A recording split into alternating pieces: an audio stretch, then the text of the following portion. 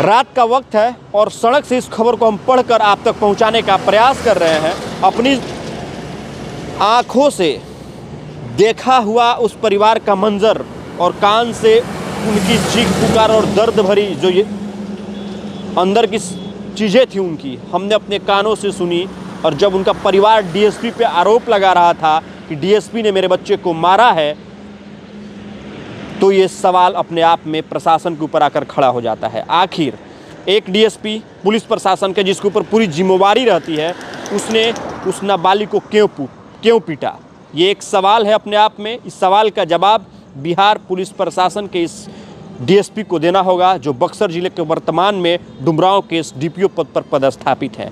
ये सवाल जो है उस नाबालिग के परिवार वाले खड़ा कर रहे हैं प्रशासन के ऊपर कि प्रशासन ने मारा, जिसका जो दर्द है मेरा बेटा सह नहीं सका और उस दर्द के कारण बिहार के औरंगाबाद जिले के बाल सुधार गृह यानी शेल्टर होम रिमांड होम में उसने अंतिम सांसें ली। लेकिन ये पूरा मामला अब तक सामने क्यों नहीं आ रहा कि आखिर जब जेल में जो लोग जाते हैं और वहाँ पर लोग सुरक्षित महसूस करते हैं, वहाँ पे कोई कैसे फांसी लगा सकता है? घर वालों का ये भी कहना है कि इस पर सीबीआई की जांच होनी चाहिए कि आखिर बाल सुधार गृह में ऐसे कैसे घटनाएं घट गई। ये अपने आप में सवाल है और उस पर जांच करना पड़ेगा। बिहार के उन नेताओं से भी मैं बोलना चाहता हूं जो बात प्रशासन में व्यवस्था की करते हैं। मैं उन नेताओं से ये भी पूछना चाहता हूं और ये बात उनसे मैं कहना चाहता हूं कि आपकी सरकार है, महागठबंधन की सरकार है बिहार में, और इस तरीके का भ्रष्टाचार है कि औरंगाबाद के रिमांड होम में एक नाबालिग अंतिम सांसें लेता है और अभी तक वो गुत्थी अनसुलझी क्यों है? अगर किसी बड़ा नेता, मिनिस्टर या विधायक का होता तो अब तक ये पूरा माजरा साफ होकर जनता के बीच में होता, लेकिन ये गरीब परिवार है।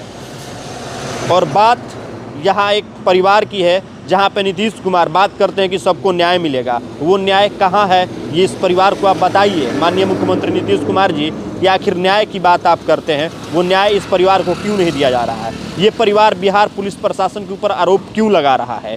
ये नाबालिग का पूरा मामला क्या रेप का मामला था या प्रेम प्रसंग का मामला था? इसकी कड़ियाँ क्यों नहीं जोड़कर साफ तौर पर उन परिवार वालों को बताई जा रही है कि आपका बेटा कसूरवार था या प्रेम प्रसंग का मामला था? आप जांच कीजिए, टेक्निकल एविडेंस को जुटाइए और लड़की के और लड़के का नंबर का जो सीडीआर है उसको आप निकालिए और खंगालने की कोशिश कीजिए और पड़ताल कीजिए, तब जाके सच्चाई सामने आएगी।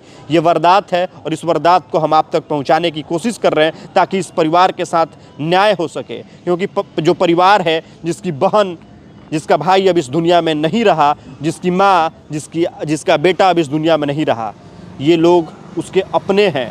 उसके अपने इसलिए मैं बता रहा हूं क्योंकि वो उसकी बड़ी माँ है जो गुहार पुकार लगा रही है सरकार से, क्योंकि उसके अपने माता पिता तो अब इस दुनिया में नहीं है। वो इन्हीं के सहारे जीता था और उनका ये आने वाले वक्त में एक सहारा बन के खड़ा होता। लेकिन ऐसी क्या समस्याएं सामने निकल कर आई कि आखिर उस औरंगाबाद जिले के रिमांड होम में, बाल सुधार गृह में अंतिम सांस लेनी पड़ी। आखिर क्यों इस तरीके का कदम उसे उठाना पड़ा? ये अपने आप में एक पहेली है अनसुलझी सी, जिसे सुलझानी अभी बाकी है और बिहार प्रशासन को सुलझानी पड़ेगी।